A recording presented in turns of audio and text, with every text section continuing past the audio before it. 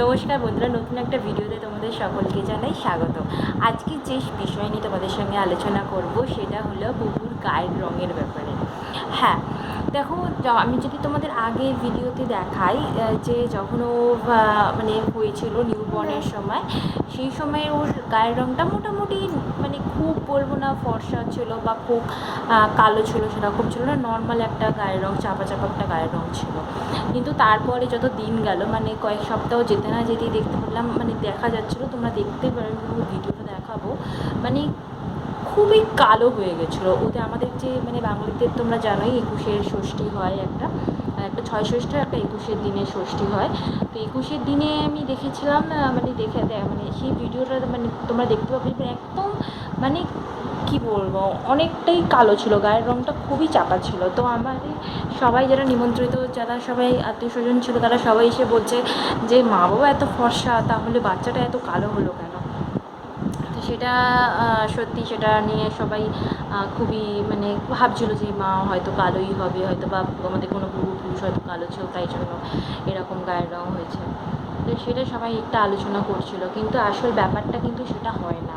তোমরা যদি এখন দেখো, মানে ওর প্রায় 2 মাস পর থেকে, 2-3 মাস পর থেকে ওর গায়ের রঙটা আস্তে আস্তে খুলেছে, এবং তারপর থেকে ওর যে নর্মাল যে গায়ের রঙ, মানে আমাদের মতো যে গায়ের রঙ সেরকম হয়েছে। প্যারেন্টসের গায়ের রঙের সঙ্গে এখন পুরোপুরি মনটা মানে মনে তো হয় যেন আমাদের থেকে বেশি ফর্সা ও সেরকম আস্তে আস্তে হচ্ছে। তো এটার কারণটা কী? এটার কারণ হচ্ছে, দেখো, যখন ফার্স্টে যখন নিউবর্ন থাকে তখন তাদের গায়ের মধ্যে গায়ের যে চামড়াটা থাকে, ত্বকটা থাকে, তো সেটার মধ্যে অতটা ফ্যাট পার্সেন্টেজ থাকে না। তো তাই মানে কেমন বলবো, একটা পাতলা লেয়ার তৈরি হয়। তো তাই জন্য একদম মানে তোমরা দেখতে পাবে যে সেই সময় ভেনগুলো ভালো মতো করে ওপর থেকে দেখতে পাওয়া যায়, একটা বেগুনি কালারের যে ভেনগুলো দেখতে পাওয়া যায়। কিন্তু আস্তে আস্তে যখন ওটা হয়, তখন ওই গায়ের চামড়াটার ওপর লেয়ার পড়তে পড়তে ওটা ফার্স্টে ব্ল্যাক হয়ে যায়, দেন তারপরে আস্তে আস্তে ওর নিজের যে আসল কালারটা ফিরে আসে। তো আমি বিভিন্ন ইন্টারনেটে সার্চ করেছি, সবাই মানে বলে যে শিশুদের গায়ের রঙ কীভাবে ফর্সা করা যায়, সেরকম বিভিন্ন রকমের টিপস ট্রিক্স দেয়, বিভিন্ন রকম তেল পাওয়া যায় অনলাইনে, আমি দেখেছি। তো আমি বলবো তোমাদের এইসব কিচ্ছু ব্যবহার করার কোনো প্রয়োজন নেই।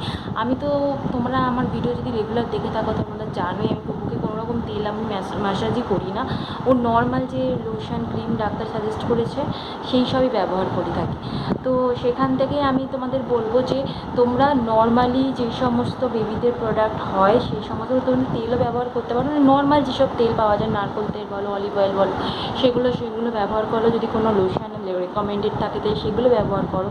তাতেই দেখবে তোমার বেবির যে ন্যাচারাল যে গায়ের কালারটা সেটা আস্তে আস্তে বেরিয়ে আসবে। এর জন্য কিন্তু এক্সট্রা করে কোনো রকমের ফেয়ারনেস ক্রিম বা লোশন বা অয়েল কিছু ম্যাসাজ করার মাখানোর কোনো প্রয়োজন হয় না।